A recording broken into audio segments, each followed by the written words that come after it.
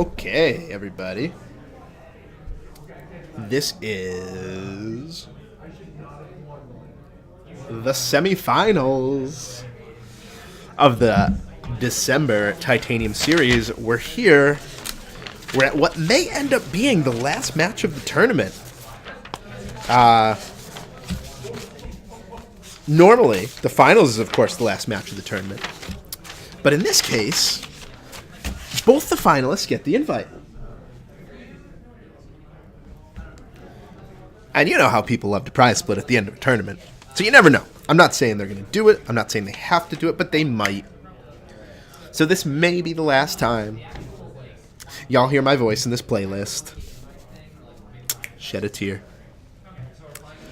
We got superstar, high school superstar, Joseph Horton on the right. He's always top 8 in these things. He rarely misses. He's almost always playing Tron. That's him, with the luscious locks. On the left, with the man with the pockets that serve little function. There are so many of them. I can't imagine he has that many possessions. It's Andrew Jette. No stranger to the feature match. No stranger to the feature match at all. He has top 8. I don't remember, honestly, if it's 1 or 2 of these tournaments. Let's find out. The magic of the internet. Jeez, is it 0? It might be 0, but I think it's 1. I feel like he top 8'd like 2 months ago. But anyways, they're both playing Tron. They're both trying to assemble the Eldrazi Tron. Oh, and the money is already out. Guess that tells you what that means.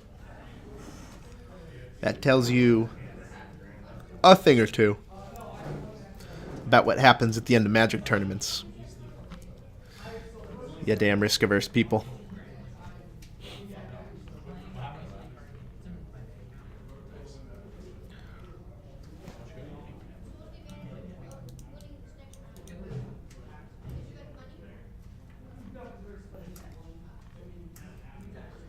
So here we go. Joe Horton gonna be on the play.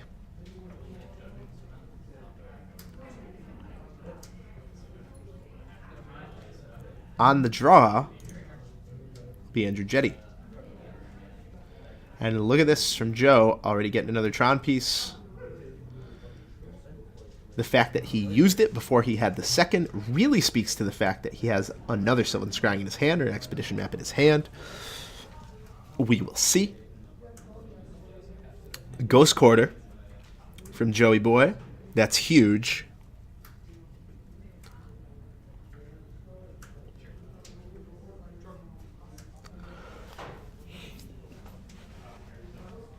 Ghost Quarter, a 1-of in Joe's deck. An excellent Mize for the Tron Mirror. That's how he does it. That's how he's the boy wonder. That's how he's the superstar. He just draws his 1-of Ghost Quarter.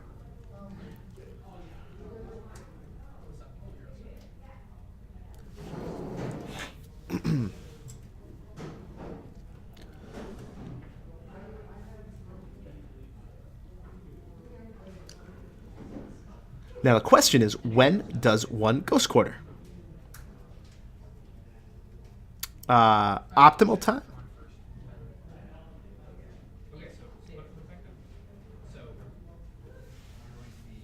I was going to say optimal time is draw step. And that is what Joe Horton was trying to do. I think his opponent misunderstood. And thought he was doing an upkeep. So, easy fix from Judge Sam here. Let's all take a look at Judge Sam. There he is. Look at him. Oh, I can make his face complete. Oh, that's...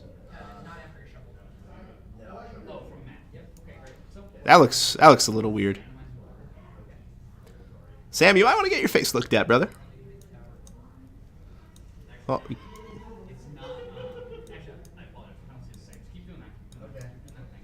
anyways, easy fix from Judge Sam. He's going to shuffle. He's going to draw for the turn, and then he's going to resolve that Ghost Quarter.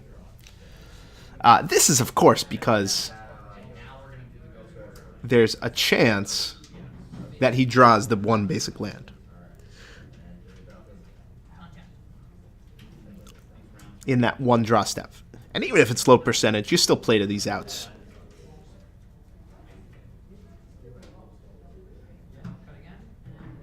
That's a lot of shuffling for like two phases to the game.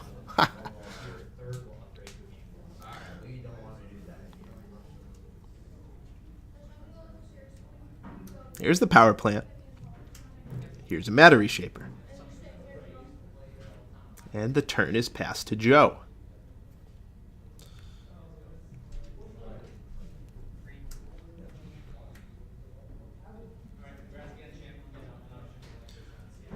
Chromatic Sphere, cracked for green. Ancient Stirrings. Joe is looking for that third Tron piece. He has 2 towers. He searched for one. He'll find a Karn.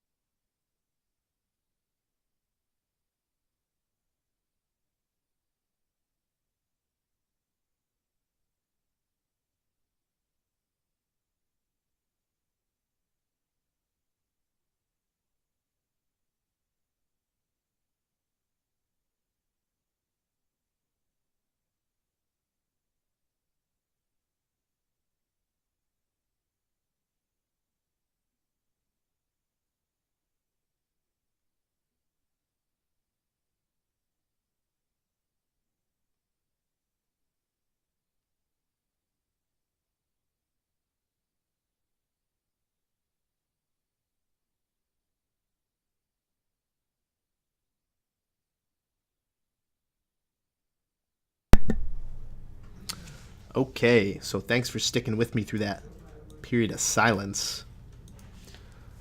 I was muted. That may be better for all I know.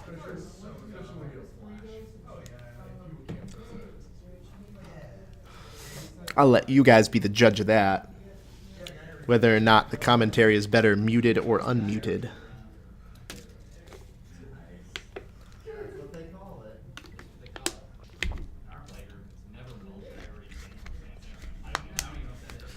So now we go to sideboards.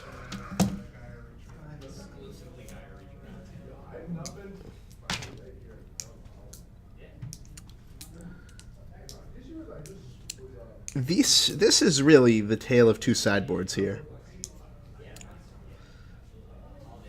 Andrew has kind of a catch-all sideboard. Right, he has some anti-creature cards. He has the Spatial Contortions and the Ratchet Bombs. He has a little Graveyard Hate. He has 2 Grafdigger, 2 Relic. He has some play against the grindy decks, the Hangerback. He has the Hangerbacks. He has the Worm Coil, the Basilisk Collar. He has a little of everything. Joe, on the other hand, has severely geared his deck to play against aggro. He has 4 Collective Brutality. He has 3 Thrag Tusk. And yeah, Collective Brutality might have other applications. But really, it's for the Goblin Guides of the world. The Steel Overseers of the world. Now, what Joe does have here, 2 Thoughtseize, perhaps 3 Nature's Claim, depending on what he's worried about from Jette. But Thoughtseize is an absolute slam dunk here, as is Dismember, of course. You know, you board in the cards that can kill Thought-Knot Seer for 1 mana. That's huge.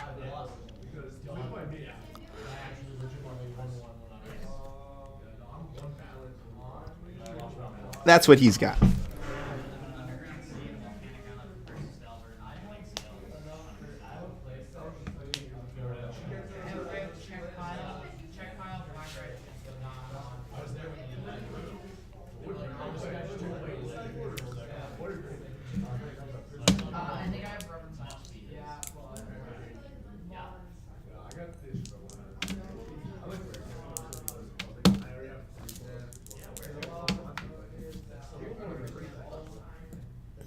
So here we go. Players about to be presented.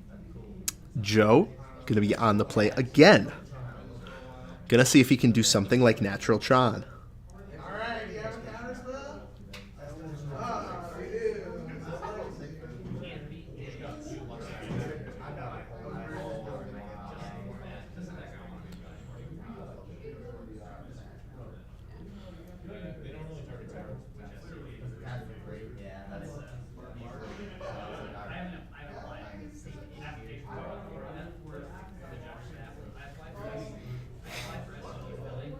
Here we go.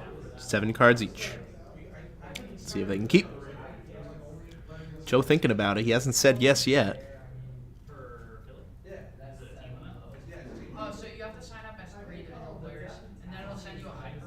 A little bit of a tangential conversation. Not like everyone in the room's waiting for you or anything, Joe. There we go. He kept. He kept. We're going to have a battle of the 7s. And here we go on turn 1. Or perhaps Andrew has not kept. Ah, he is not keeping. Interesting. I saw a chalice poking out there for Jette. A little bit surprising that those are in his deck post-board. But at the same time, he probably has a lot to side out, right? He has 2 Dismembers. He has 2 All Is Dust.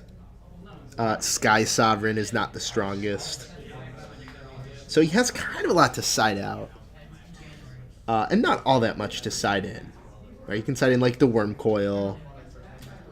And the Sorcerer's Spyglass, I guess, for the O-Stones. But maybe Chalice is the best of the worst, right? Like, you can always tap 6 lands and put it on 3 to stop O-Stone. You can always stop Sylvan Scrying, I guess, if you have 4 mana lying around.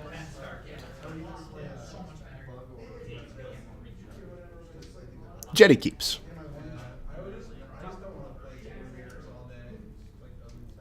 Map. And look at this. This is what we call Natural Tron. Here we go. You guys ready for a Karn? Because if you're ready for a Karn, I don't think you're going to be disappointed. This is just what Tron do.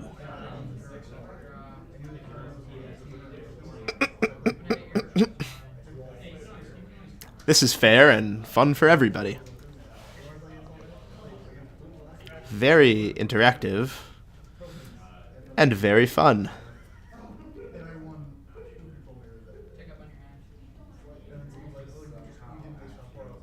This is Modern at its finest, ladies and gentlemen. When the format gets too fair, people start playing Tron. When people start playing Tron, people start playing Tron Mirrors.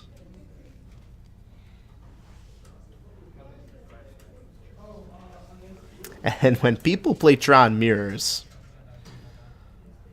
things get ugly.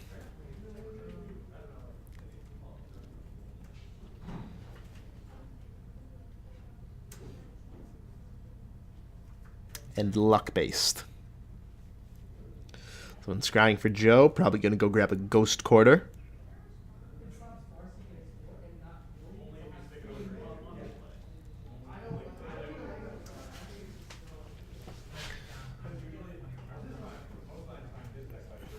Power plant is exiled. Karn working its magic.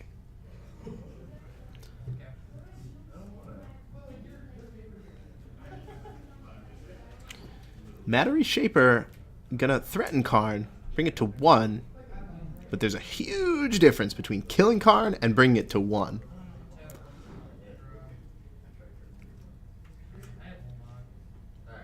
Ulamog. Oh boy. So close, so interactive. And very fun. These guys are really having fun, I think.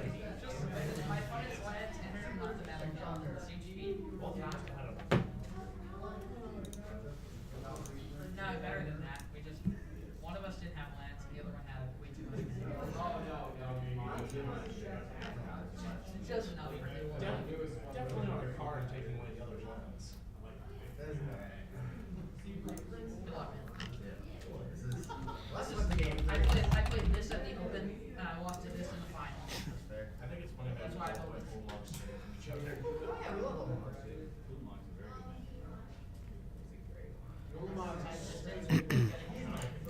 Now, Jette, on your left, of course. He's from the Cape. He's a distinguished gentleman with his many pockets. He hails from the Cape Cod. Yes.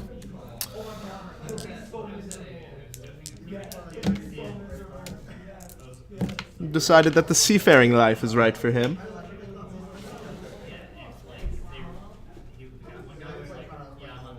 It's a bit of a haul for him to come out here.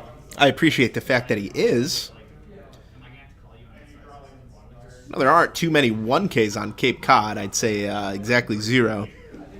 So pick and slim out there, but we still appreciate him coming out. I mean, appreciate everyone coming out. This tournament broke Titanium records. We had 82 people sign up for this. Craziness. 82.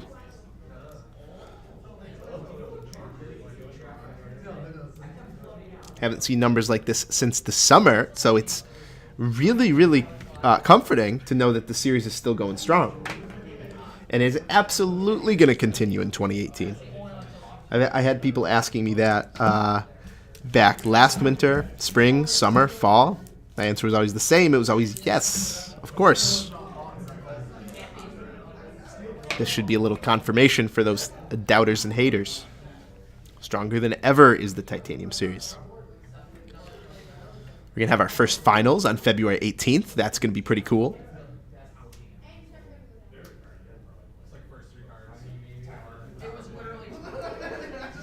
And one of these two players is going to be invited.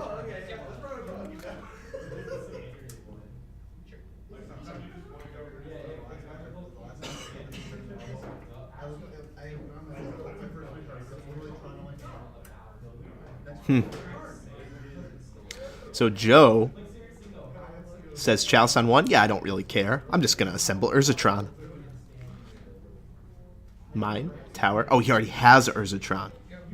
He already has Urza Tron. Look at this. That's what this means. Because of course that would get a power plant if he didn't.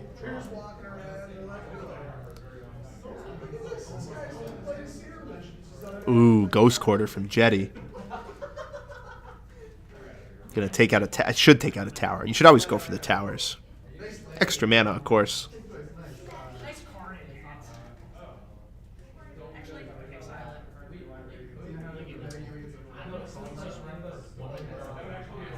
There's a Ballista, and wow, is he saying go?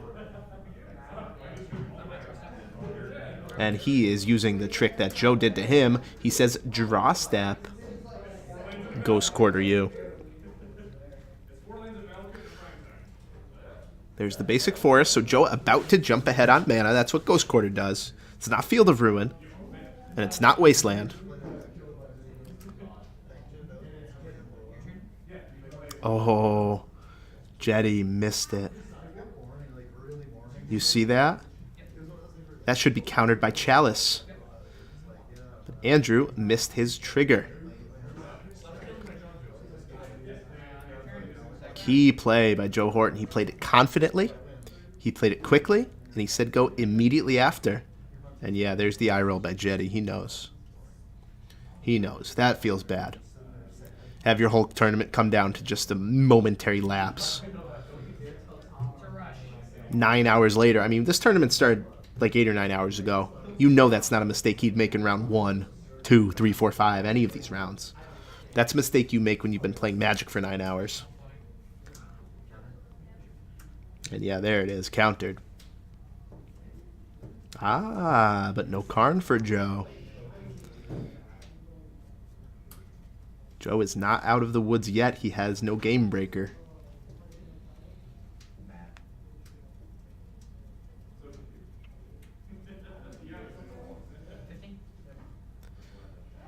Sends in 3 mana. Reshaper.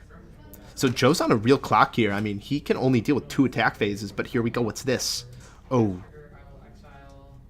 Oh, it's an Ulamog.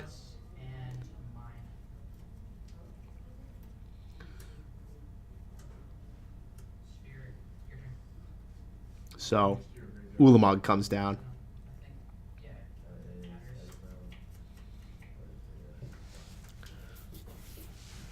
Leaves Jette with 3 lands. 7 power, but he's facing down an Ulamog. Thought Not Seer sees nothing, and he can't really attack. Joe sacks Sphere for green. Let's see what he can find. Looks like no real spell here. He might just have to say go. He definitely can't attack. Wow, he says go. This is still a game.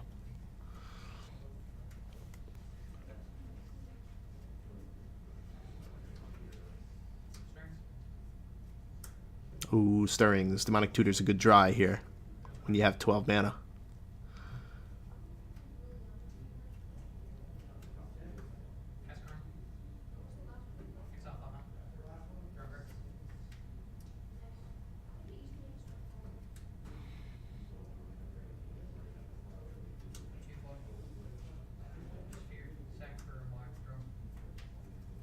Joe playing fast, playing with confidence. He knows. He knows this is looking good. He just has to say go a few more times before Jette will scoop him up.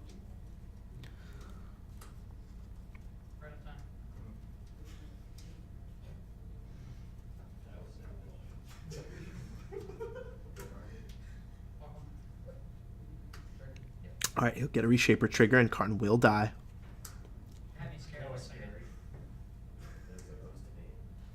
So Karn is down. But Drew can't do much. He just has to say go. Now he has this Ballista. End of turn, he can add a counter. We're gonna exile the top 20 cards.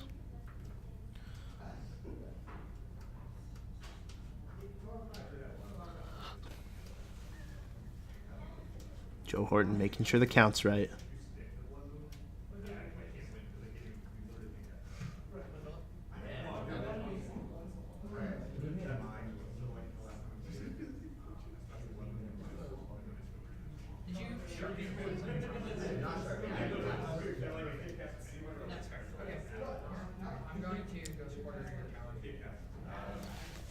Tower goes down.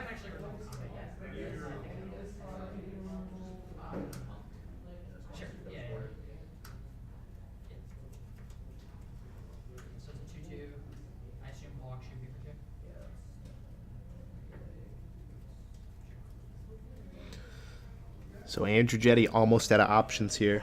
He's going to have to find a way to deal with this Ulamog. I'm not sure he has one. Says go. Matter Reshaper can trade with Dragtusk, but this Ulamog stands alone. How can Jette deal with an Ulamog?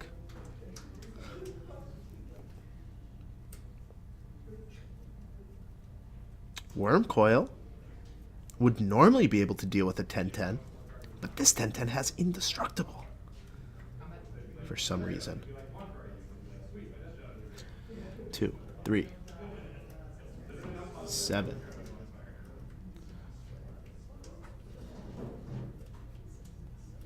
18, 19, 20. That is a 2-card library.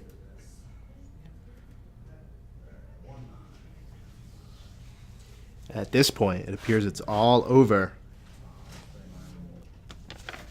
But the crying.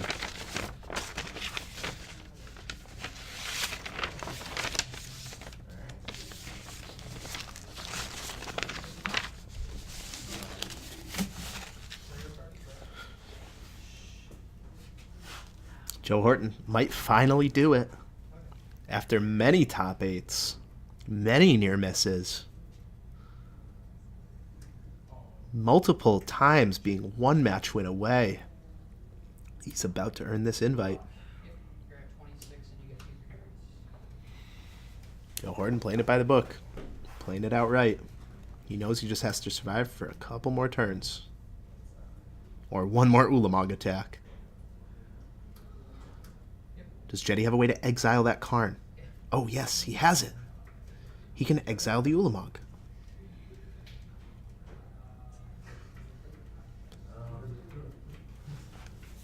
So this is actually still a game. This is insane.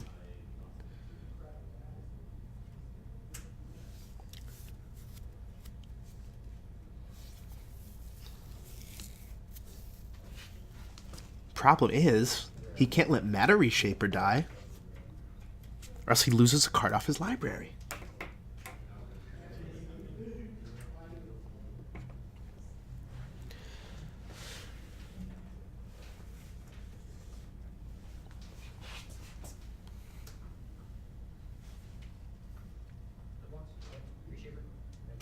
Yeah, blocks the Reshaper. Reality Smasher to hand.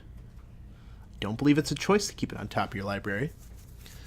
So Jette has 1 more draw.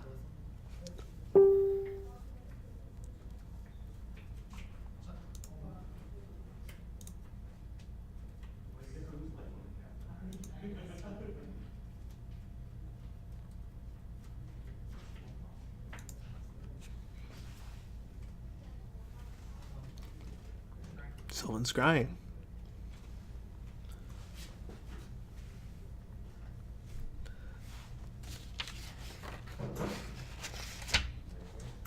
Gets a Sanctum of Ugin, not doing much. If you're Joe, you just have to survive.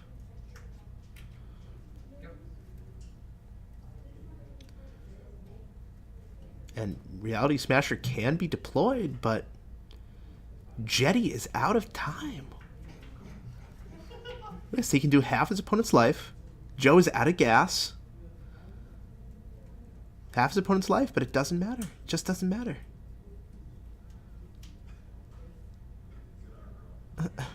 The face of a man on the right, Joe, who knows his opponent is out of options.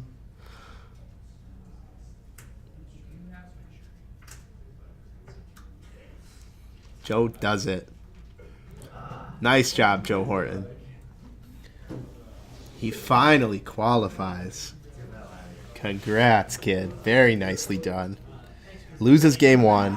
Still manages to take the match in 3 games. First, the Eldrazi Tron. Andrew Jette, nice try. Very close. Just a momentary slip of the Chalice trigger. That's what did it. Unfortunate. Unfortunate. So Joe Horton takes the invitation to the Titanium Finals. That's coming up on February 18th. Going to be a 32-person, $5,000 tournament. We will be streaming that live, and Joe Horton will be there. Congrats, Joe. Condolences, Jette. Congrats to the other finalists who also earned the invite, Nathaniel Leclerc. My apologies for not getting you on camera. But, dude, you're playing Valakut. You can't blame me. Thanks to Tom Shea for running the tournament, all 82 players who came out. Really appreciate it. Leave me a comment letting me know what you think, or us on Facebook, the Titanium page. Again, really appreciate it. Thanks, guys.